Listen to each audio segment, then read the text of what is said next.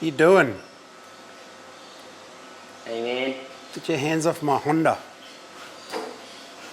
The last time I used this thing, You broke it. I broke it. Yeah, of course you did. Passion fingers. So it's fixed now, hopefully. What happened to the big thing that used to be on the end of it? Don't worry about that. That thing that filters the water. I think it was a filter, yeah. It's in the bin Sweet. now, so No need. I don't know, it should work. You should open up the door and we'll start getting that motor, eh? Do it.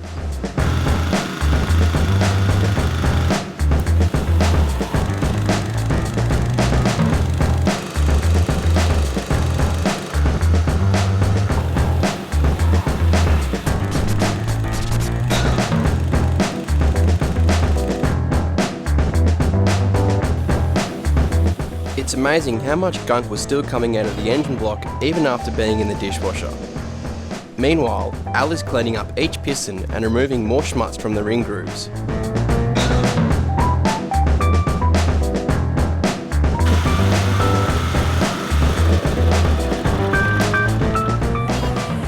Didn't do it. Doesn't like you. Nothing like getting a bit wet in the morning, eh? My Honda. Getting a bit of salt spray in the hair. You always get wet in the morning. Salty. This engine stand's harder to push than that bloody engine crane, eh? Yeah. Very well designed. Quality design.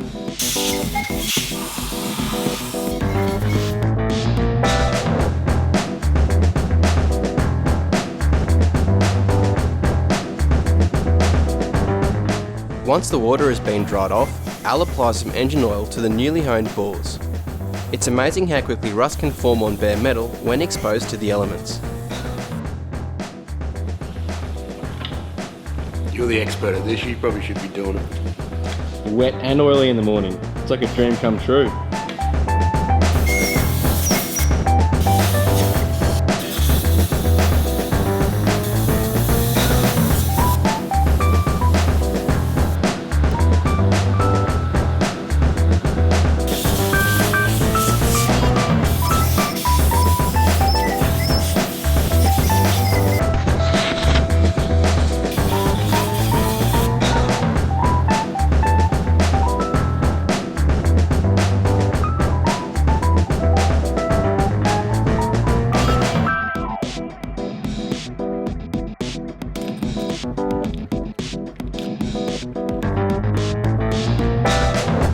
Everything is dry and clean, so Al starts installing the main bearings. The one in the centre is also the thrust bearing, which maintains the thrust load on the crankshaft. Lubricating the bearings is a must after they have been installed.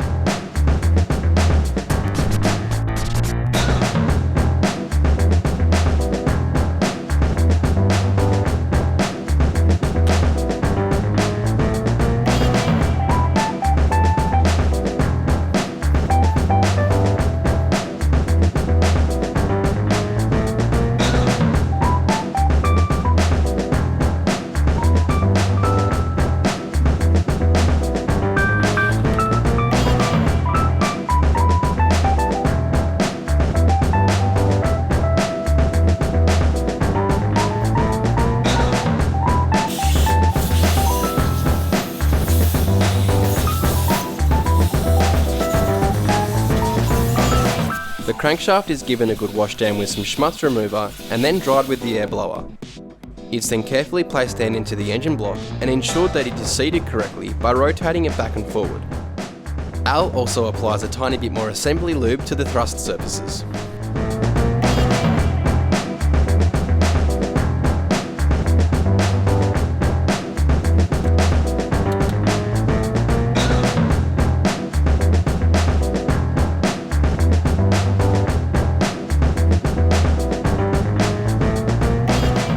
To ensure that the bearings we have been supplied are the correct size, we are quickly checking the clearances by using some plastic gauge.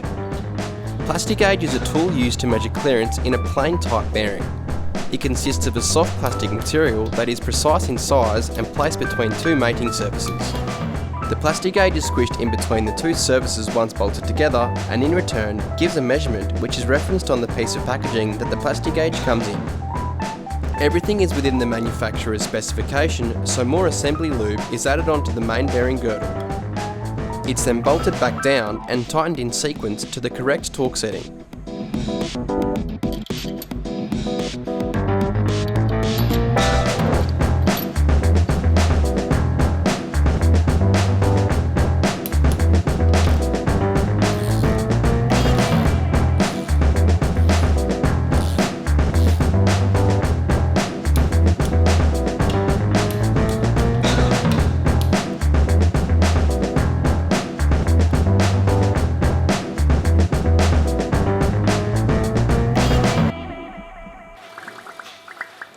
Can you hear that? Yeah. That's a swamp frog. Australian native? Yeah. It's calling. Its mate.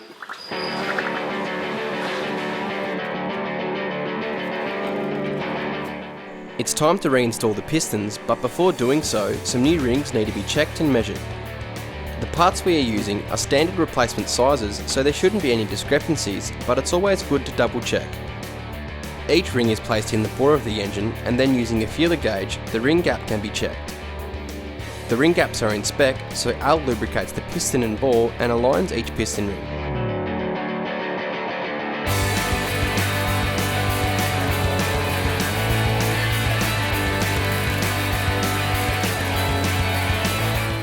The rings are then compressed, and the piston can then be installed into the engine. The ring compressor is seated onto the deck of the engine block, and then using the handle of the acorn cracker, it's given a few love taps to push the piston down into the ball.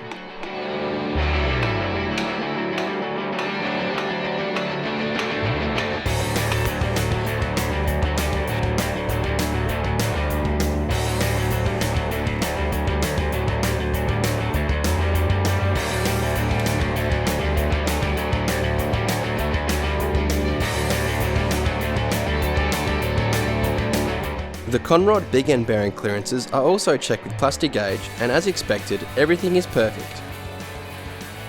The big end bearing cap is reinstalled and torqued to specification. The same process is followed for the other 5 pistons, which all have each ring gap checked before being installed.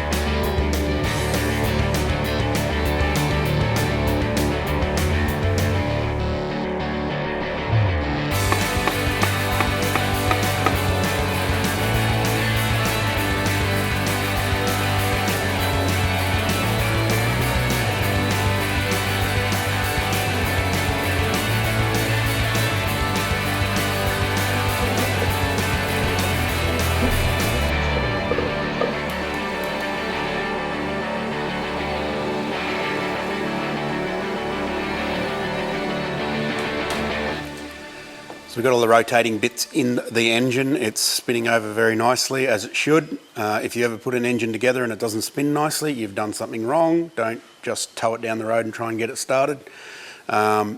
We've just done a very basic overhaul. Rings, bearings, gaskets, We haven't got to the top end yet, but same thing. This is not an engine build, as you would call it. We have not changed anything. All we're doing is just cleaning out all the sludge, freshening up the surface of the bore itself so it doesn't use oil or have blow-by. So if you were going to do this as a sort of a built engine, it would have to be toleranced by someone who's got the right tools, which I don't have because I'm not an engine builder. So all we've done is sort of your basic stuff with plastic gauge and just checking the ring gaps with feeler gauges. There's no dramas with anything. I wouldn't expect there to be because the engine is not very old. It has had no specific failure or anything. It's just full of sludge and got a bit of rust in the bore. So it'll be sweet.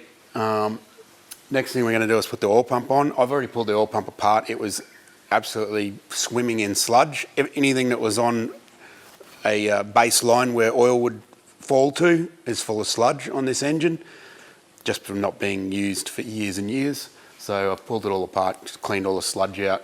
I've already reassembled it. There's not much in there. There's only just a little spur gear sort of pump driven off these two flats off the front of the crankshaft. One thing with RBs is, I think I mentioned it earlier, some of the engines have problems with breaking oil pumps.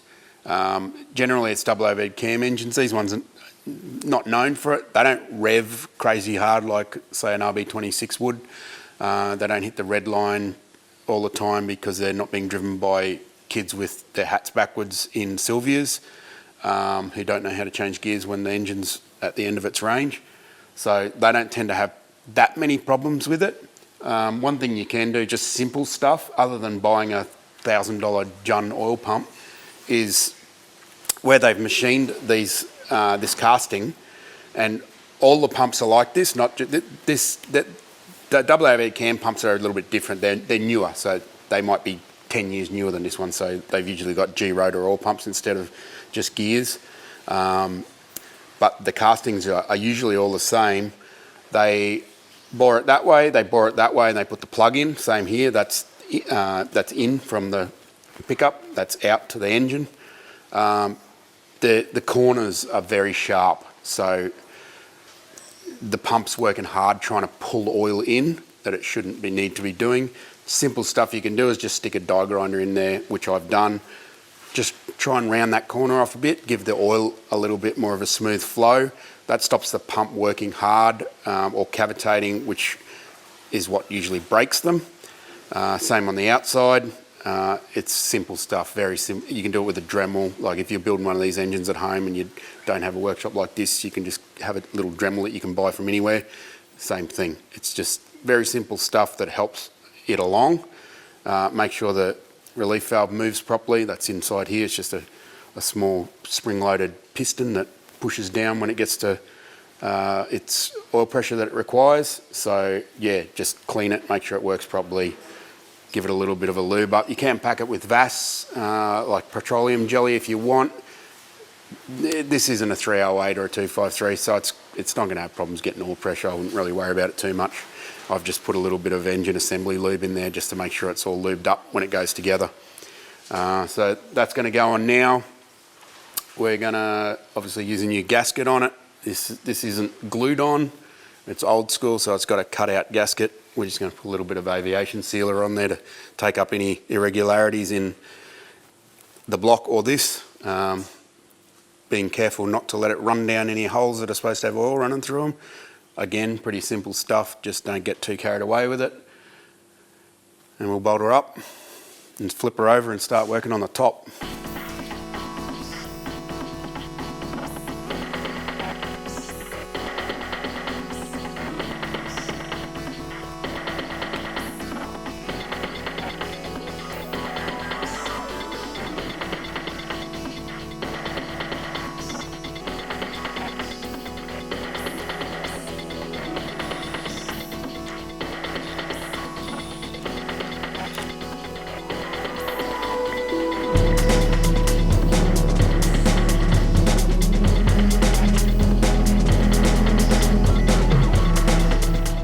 Once the oil pump is on, the oil pickup and rear main seal are installed.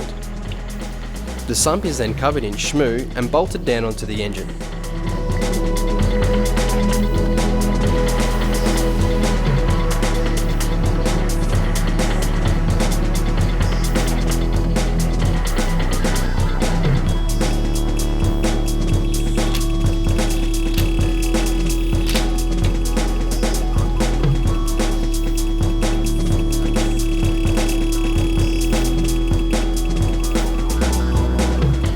When the engine was being dismantled, a Welsh plug at the front of the engine was weeping, so it's being replaced with a fresh one.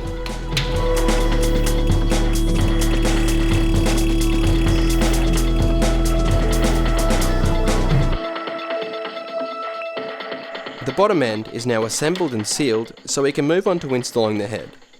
That's happening next time on the SKID Factory.